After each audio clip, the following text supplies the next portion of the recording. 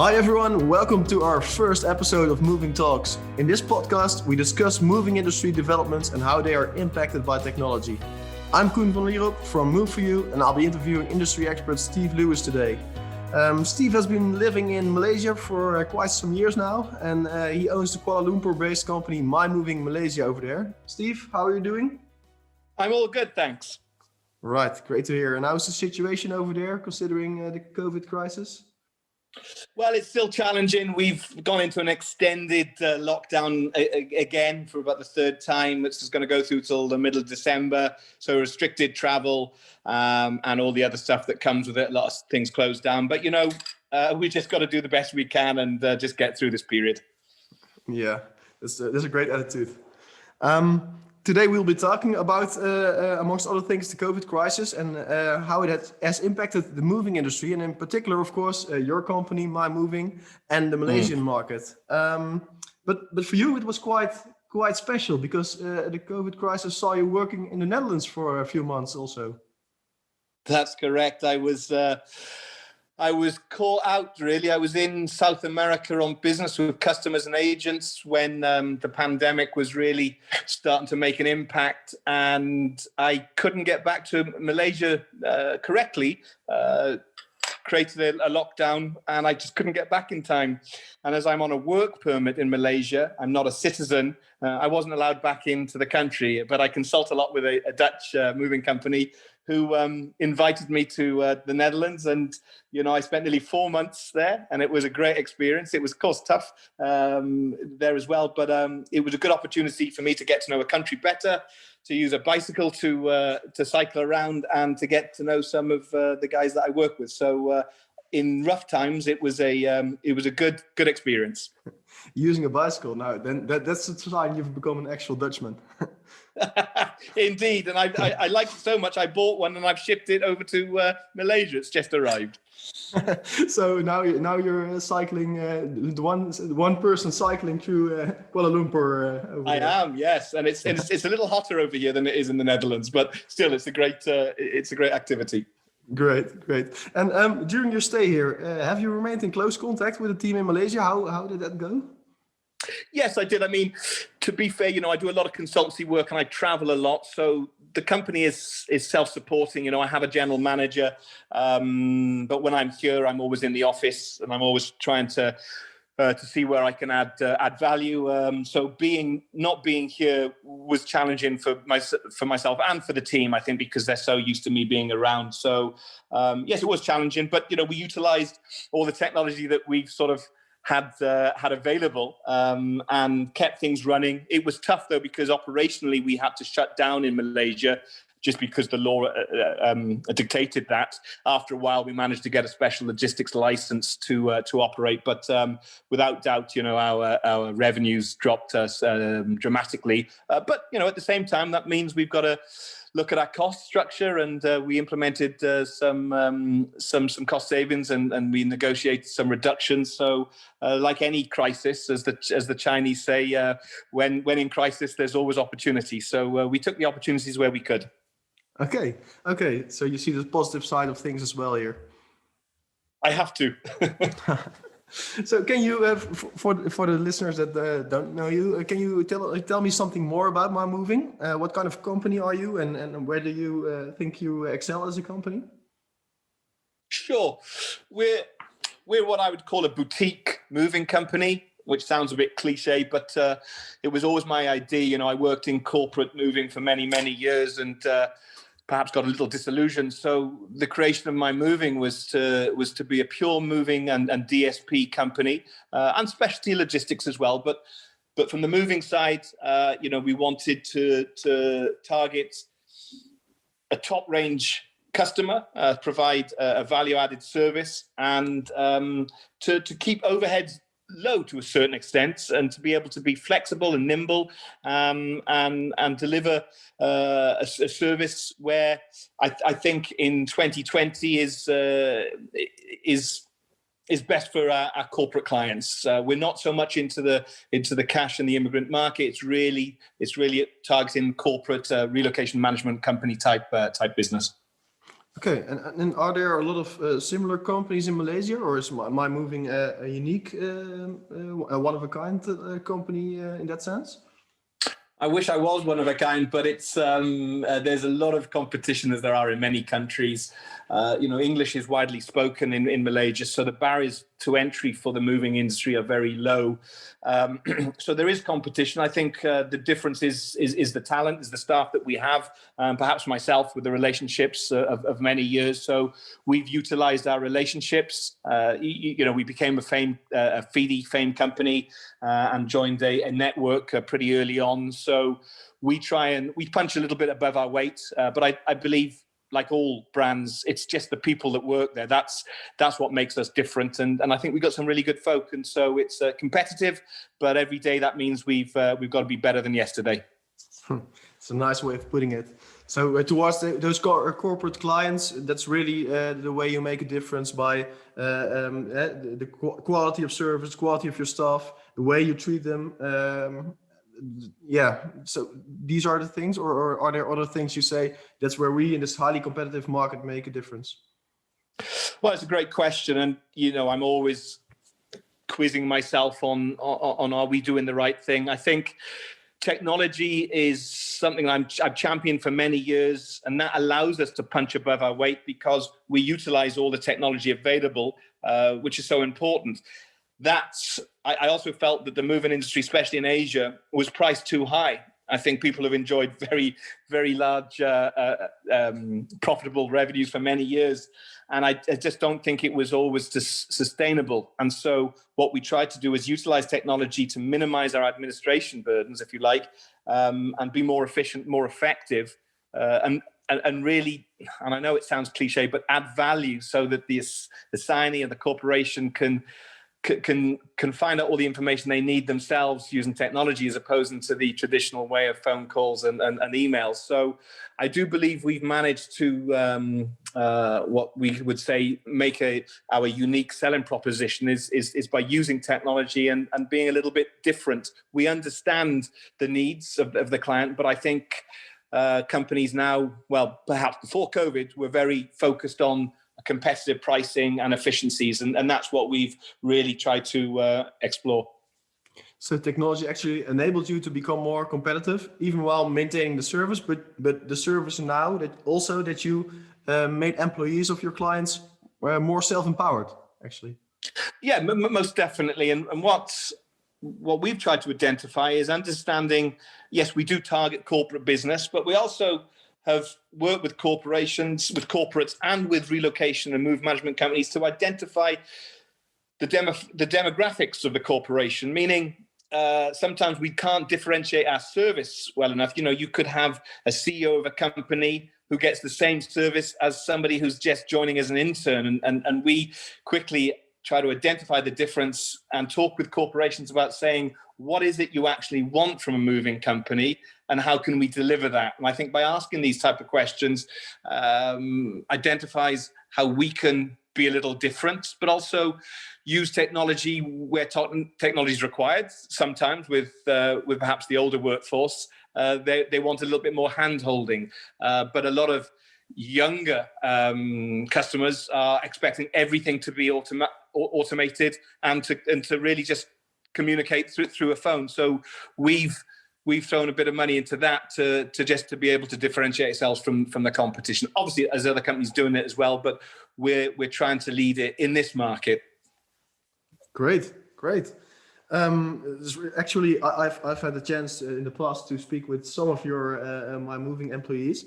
And indeed, they are of the younger generation. So while 2020 has been a tough year for many moving companies, do you think that also made it easier for you as my moving with a relatively young staff to change the way you work?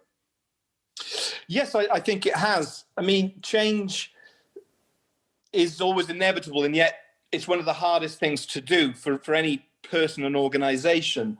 And so the Chinese word for opportunity is also the same word for crisis, and in crisis there can be opportunity. And I think we utilize, as a lot of other companies have around the world, utilize this time to say, okay, here's the line in the sand. This is now we have things available that for whatever reason we haven't utilized. Now we have no choice to utilize it. They also say, luck is when preparation meets opportunity. And we had prepared.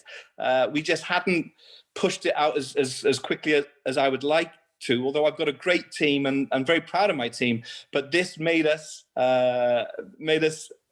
have to utilize everything. So I'm really pleased to where we are now from where we were 9 months ago to a certain extent.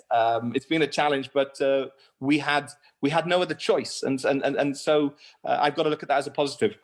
So if there's one positive side of the whole situation, that it's actually sped up these developments in a way that it maybe hadn't before.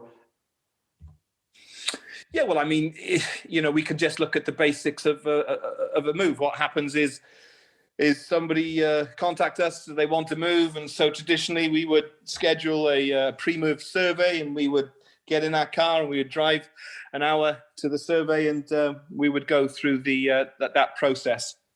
It's a very important part of the business. However, when I look at it, a lot of our business through the relocation management companies is already booked business. Traditionally, the survey, although an opportunity to estimate and create a quotation based on that volume, it really was about selling ourselves and selling our company to win the move. But when the move is already booked, then you don't need to spend a lot of time with the assignee. So utilizing the virtual survey, which we've had now available for some time, became a no-brainer. And also, we weren't allowed to be on the road. We weren't allowed to enter certain people's condominiums or apartments. People didn't want anybody in their house because of the pandemic. So that made it a no-brainer to have to utilize that piece of technology, which we've had available and we have been using, but not enough. I think the thought process is that the assignee prefers us to be there, but we never really asked the question. And now when I review the comments, the assignee much prefers us not to be there because it's more timely for them, or it's less timely for them, I should say. It's more convenient. So that's quite ironic. It's almost a paradox, right? That you think you provide them a service by being there, while actually you provide them a service by not being there because it's more time efficient, like you said, and more convenient. That's great to hear. Massively. We have this situation where someone contacts us and we can say, well, let's download the app and let's jump on a virtual call now, and we can take a look at your volume and and we're good to go. So it just creates a lot more ease and everything else. And there was a lot of concerns. And again, our industry, like others, was very traditional, the moving industry, and it was us preventing us to change, I think, not our assignee. So this has pushed us forward. So that's one example, I think, of something that's benefited us dramatically, and the assignee, the client. So you think the virtual survey will be here to stay, even if things return to how they used to be in terms of the COVID crisis? Most definitely. I mean, I said a year and a half ago, 2 years ago, that in 5 years' time, people will laugh at the young kids coming into the industry would laugh at the historical lesson of that we used to drive 2 hours to see someone to do a survey and come all the way back. Well, that 5 years changed into 6 months. So now, don't get me wrong, Cohen, there are situations where people say, I'd prefer you to come out to the home, but that's out of 10, maybe 1 or 2, maybe. We had started an account a year and a half ago, which they had mandated the virtual survey for 90% of their assignees. For numerous reasons, they had done that. I was very concerned that we could deliver on that. Well, we're trending at 97% virtual survey. So yeah, I think to your point is we won't revert to the traditional survey. The virtual survey is here to stay. Yes, there are challenges. Yes, somebody says, we don't get as much information as we like. Well, maybe we don't need as much information. We just got to be more efficient in this day and age. So now we could have a technical meeting if that was to be required, if there's something specific about a client's residence or whatever. But again, we can charge for that to a certain extent, and people don't seem to want to pay much. So I don't think we'll return. I know I won't return, believe you me. That's very interesting to hear. So you see now that it's changing from something that sounded like the future a year ago to actually a demand by your corporate clients and their staff.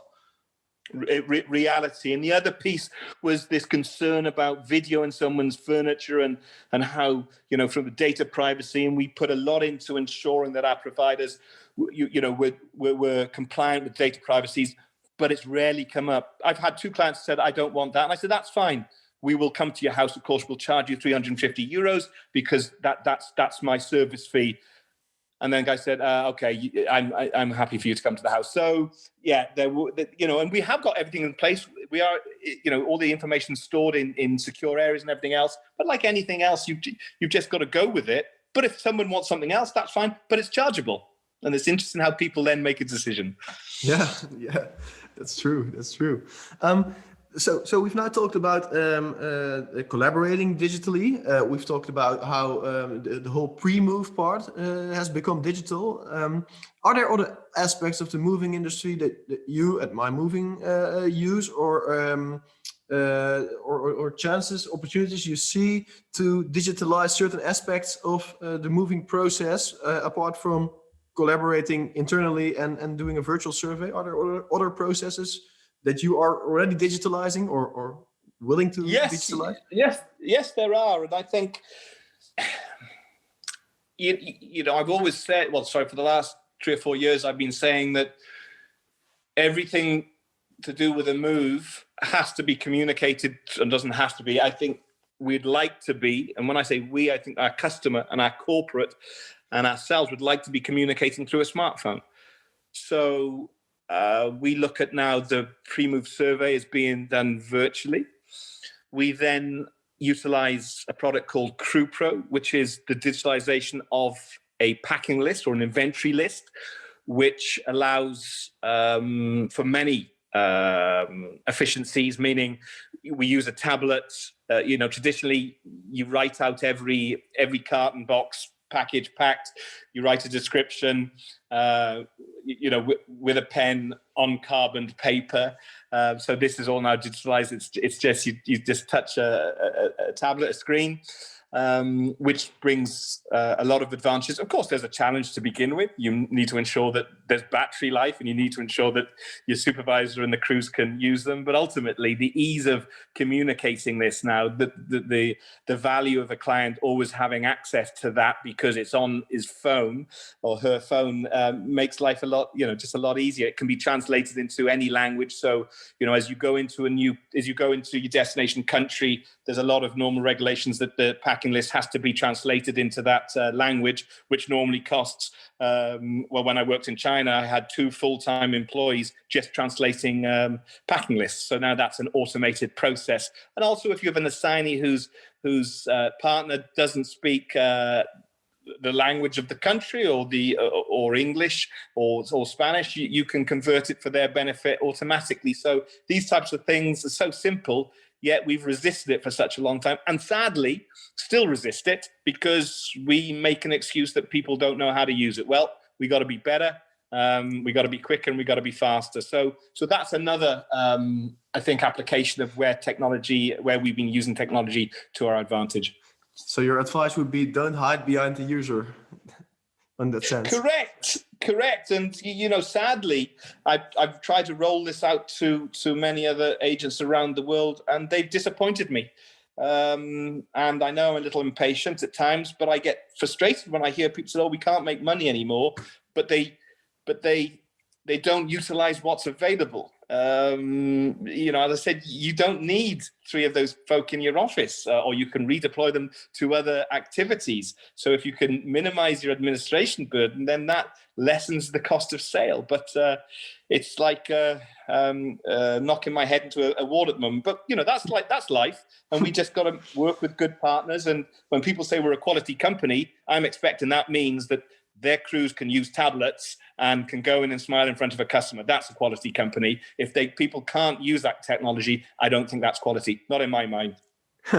That's a great way of putting it. Because this reminds me, when we were talking last summer, when you were a temporary Dutchman,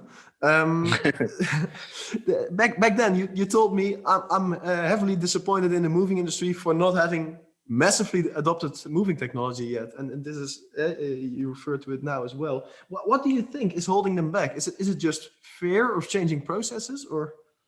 That's a great question. And so we sold this contract based on technology. It was a technology-driven contract. I was very proud of the sale and apprehensive, because we knew that it was where the customer wants us to be. But as providers and our industry, what I love about our industry is the relationships we have with agents around the world. It's been proven that one company with offices in every city around the world doesn't work. So this is an agent-to-agent business, and that means that we're only as good as our agent, and vice versa. So I was apprehensive, and yet everybody said it won't be a problem, we can do it. And I realized that, talk is cheap. I need to see, sometimes you've got to stop talking and get doing, yeah? And so I've been disappointed that not so much I understand that it's going to take a while, but when I drill down, the folk that say it's not a problem, we can do it, don't get involved, and they don't mentor, they don't help train, they don't embrace, they don't learn themselves, they just throw it to someone else to do, and that person struggles with it. So my frustration is like any change, you've sometimes got to invest time and really try and understand the quick thing. People say, oh, it doesn't work. And 99 times out of 100, it's not the technology, it's the user. It's the user. We all experience it when we have a new phone or an upgrade. Oh my God, it's different. And then we work it out and we're good to go. We've just struggled with our agents around the world to embrace it, to the point that some people have said, we don't want the work anymore. So it's fascinating me. But you know what? To a certain extent, that means the opportunity's out there. It's just finding the right partners. So, if you had to advise us as a technology company one thing in this regard, what would you advise us? I would advise you to understand that as an industry, we are extremely traditional. We are dinosaurs, but we're good-looking dinosaurs, right?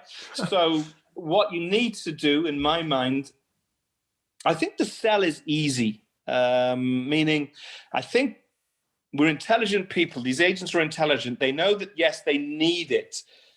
So they will embrace it and they will buy it. It goes back for the last 20 years, just even basic IT, like a move management system. When people said, oh, I had it, it was useless and we got rid of it. And they spent literally tens of thousands of dollars and they dropped it, because their people didn't like it. So as a technology company, I would say is, once you've sold the system or you sold the application, invest the time in the training until that company fully understands it.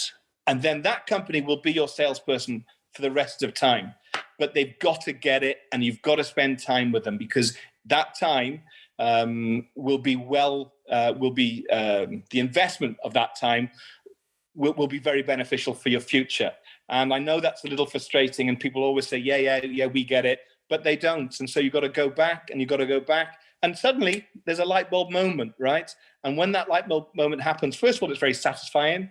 And secondly, this person then says, oh my gosh, how can you not have used this? And I love seeing it, especially with some of the older folks. So that's what I would say, is invest time in the adoption, the training, and the implementation of the product, because it takes guys just a little bit longer, perhaps, than other industries.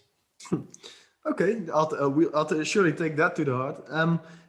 Would it maybe also be similar, like all big technological adoptions in the past? I recall in the Netherlands here, you have a hugely popular video right now that it's taken in 1995. It's actually a series of street interviews with people asking them if they would need or would want a mobile phone. And people say, nah, who would need to reach me? If they need to reach me, they can call me when I'm at home.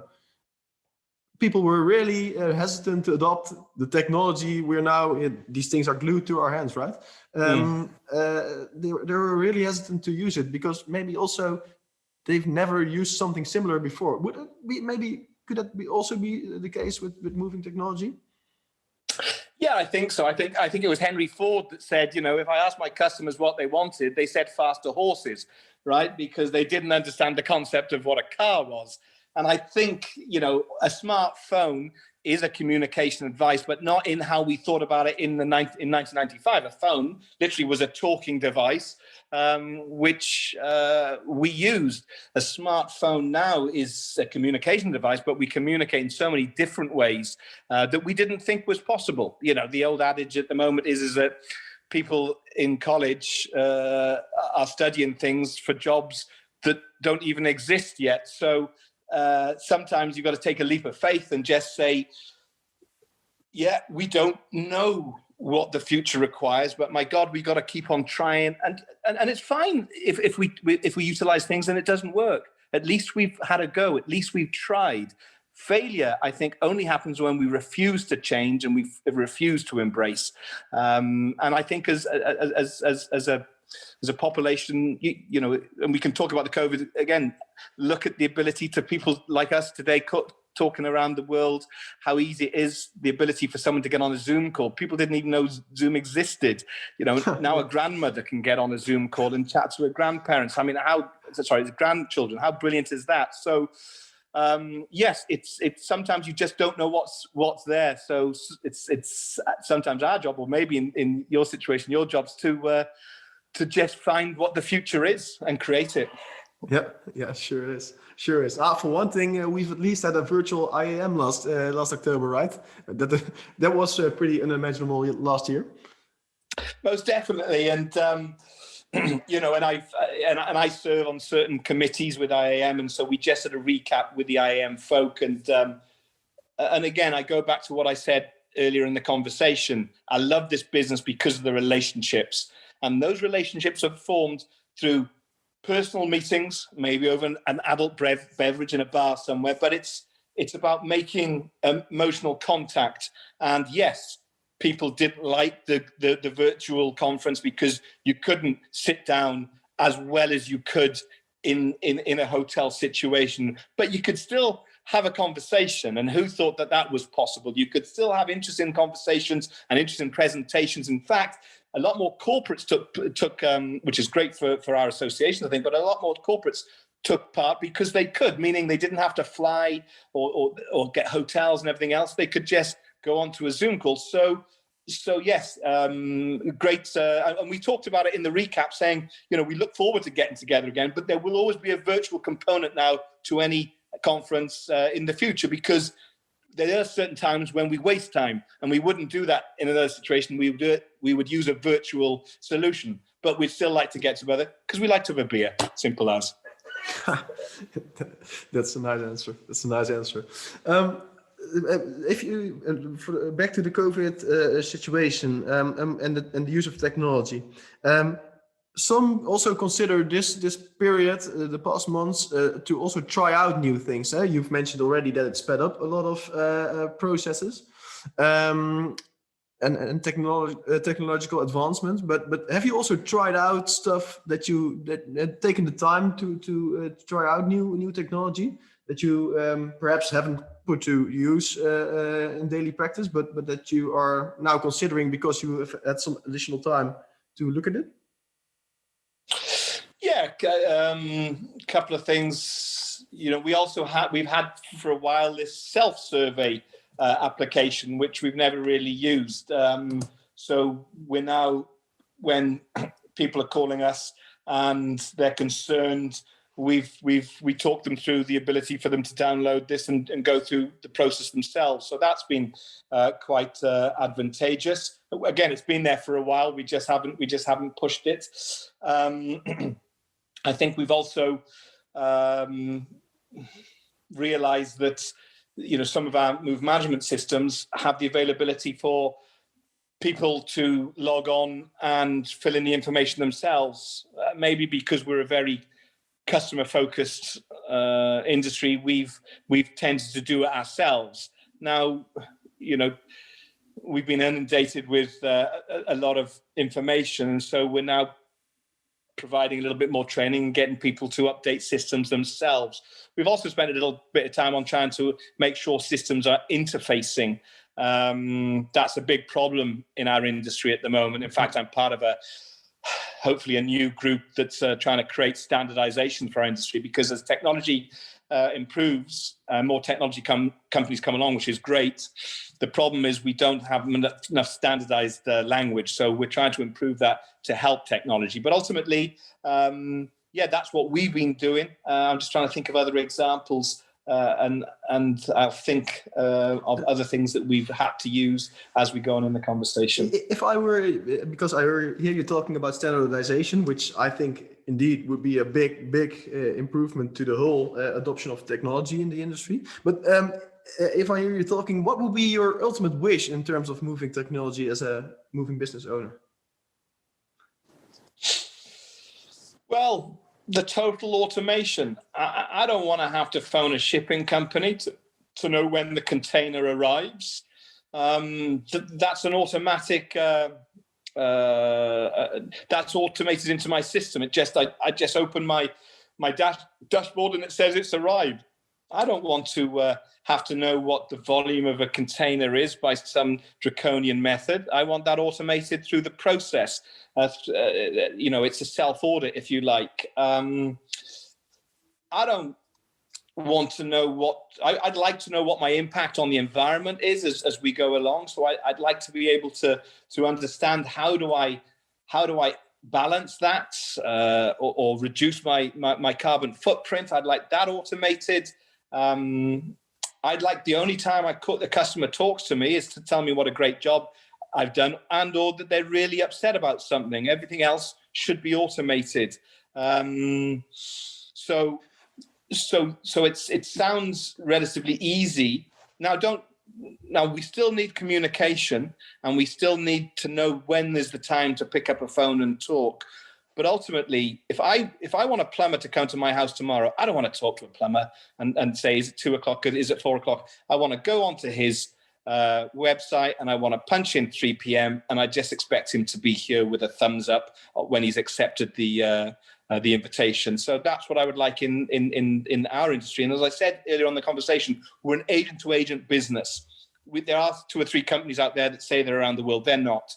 So we have to have the technology which is embraced. And maybe that's not by everybody, because I think a lot of companies will go bankrupt because they can't make the change and they refuse to embrace the technology. And that's sad, but it's understandable. So maybe there will be a decrease, but we'll have to then improve our communication so we can all feed in to systems. And I also understand that there will be lots of different technology companies. There's many different moving companies. So I don't mind there being many technology companies, but people have to know how to communicate. The systems have to be able to communicate automatically. And that's the big challenge. But yeah, to answer your question, I just want everything automated. Now, physically, we don't think there's going to be a robot that can go into someone's house, well, not for the moment, and pack up the dishes and pack up the furniture and the kids' toys. So there'll always be room for good packing and loading companies. However, all the other stuff needs to be fully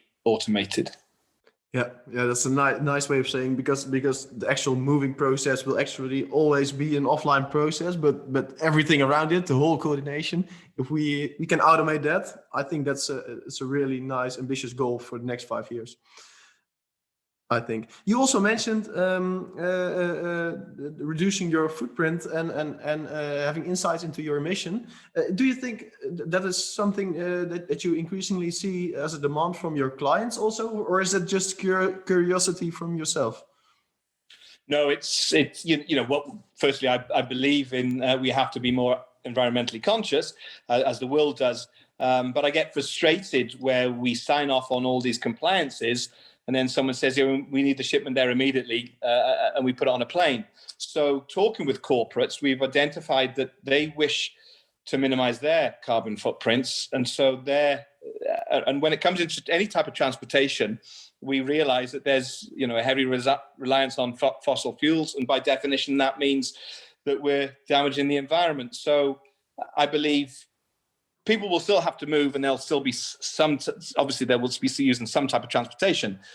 But I think there's better ways of doing it. And I think people want to know what is their impact. And especially the youth, the young folk coming through are demanding it, and rightly so. So like anything in life, yes, I see it as an opportunity from an economic point of view.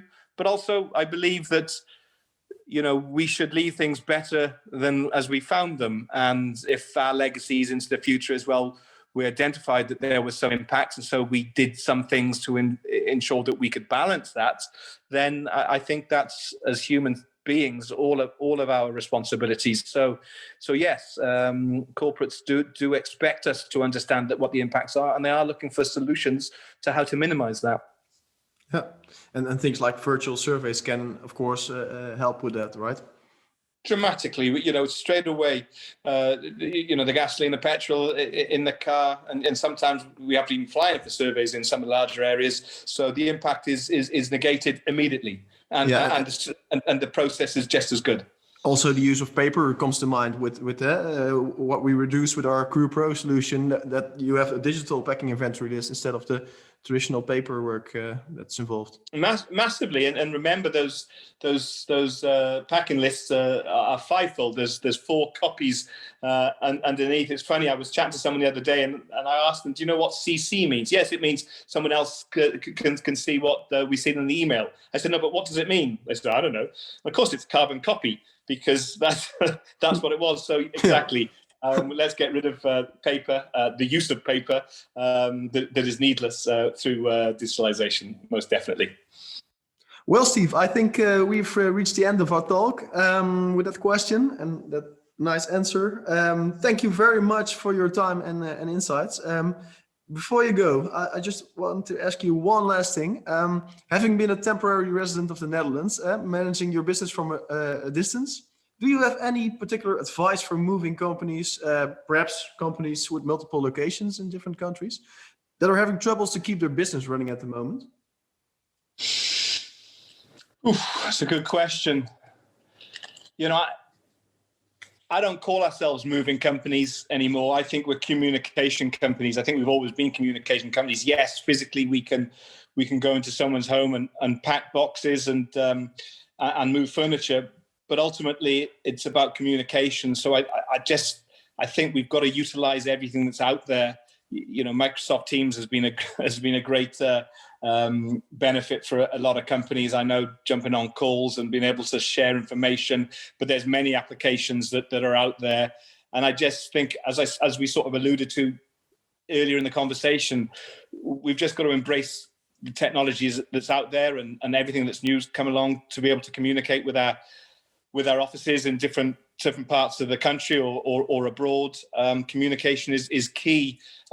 And also the ability to be able to see each other. I think that's important. So I think video calls have, we've got to know people a little bit better because they may be calling in because they're working from home and we can see a cat or a dog. And I think that's improved some of the relationships. So it's getting even more personal, you say? Yeah, it has done. And, some people have always said, well, I separate, work from them. Well, you can't separate it now. If you can't go into the office, you have to work from home. So I think we've been lucky in some ways to be able to embrace everything that's out there. But I'd say that just, try new things, try new technology. It might not work for you, but give it a go. I think sometimes we're too stuck in the old ways, and we got to keep on looking for new ways of doing things. Got to be better, faster, quicker, and yeah, that makes it exciting. Yeah, if we just do the same old thing day in, day out, I think that leads for a boring life. So let's try and have a little bit of an adventure. Let's have exciting lives, all of us. Indeed. No, but I like how you lead everything back from you're not looking at individual solutions like a virtual survey or the Crew Pro, the packing inventory solution we talked about, as being just a packing inventory solution or just a survey solution, but they're communication solutions. And I think that's correct. How you illustrated that. It's really a really nice way of looking at it. Well, that to me adds value. And if we can add value you know, I hear people say I can't make money. I can't. Well, I'm happy to charge whatever I need to charge if I can show value, whether it's value between my own team or between agents or with a customer and a corporate client. It's how we add value, and that's what sustains us. If we can't add value, then it's just going to be the cheapest guys out there, and sadly that doesn't pay my mortgage, right? So you've got to add value, and you've got to continue to be looking for what's the next thing to come along. How can we improve that value, and how can we serve our client better? I hear a lot of people saying we want to do better, we want to serve, we want to improve satisfaction, but I don't always see the actual intent. So yeah, we got to be better tomorrow than we were today. Let's take the leap. Thanks, Steve. Great chatting to you. Thanks for the invite. Yeah, thanks. I found it a really nice conversation chatting with you. Speaking with you in the Netherlands last summer was great, and speaking again now you're in Malaysia and I'm here still in the Netherlands. It's also been very nice. I appreciate your friendship, Koen, and you know, along with Tim and all you guys there, you reinvigorate me to a certain extent, and you know, I'm very fortunate to work with Wiebe, who is just as all you guys are, you're just visionaries. And I get pissed off a bit about what I do from time to time, and literally, and I'm not putting this on. I just get disappointed and frustrated. But because you guys look, and you look at technology and you look at solutions, and I know you do it with many other industries as well. It just excites me that there's a future. But as you know, I also get impatient. And so I start losing it. But I've enjoyed getting to know you guys. And that was the most important thing for me, to spend, the 3 or 4 days down with you guys, as it was with the Voorman folk and with the folk from Move For You down in Rotterdam. People got to know me a little bit better, and I got to know others. So thoroughly enjoyed it. And again, keep doing what you're doing, because you guys are the future, and we need that. Otherwise, I just think we're doomed for